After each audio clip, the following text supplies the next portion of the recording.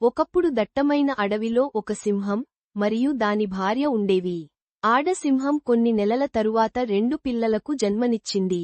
మగ సింహం ఇంట్లో ఉండి పిల్లలను చూసుకోమ్మని ఆడ సింహాన్ని కోరింది.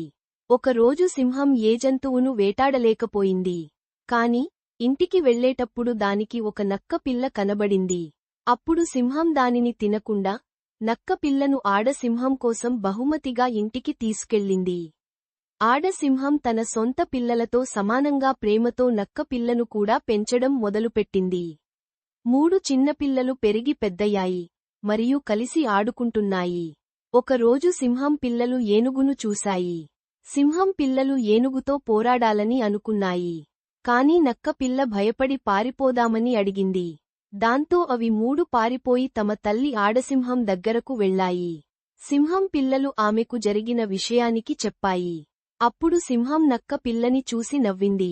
ఆ సమయంలో నక్క పిల్ల మనస్తాపం చెంది కోపంతో ఆడసింహంతో తనను పిరికివాడని అని ఎందుకు పిలిచావు అని అడిగింది.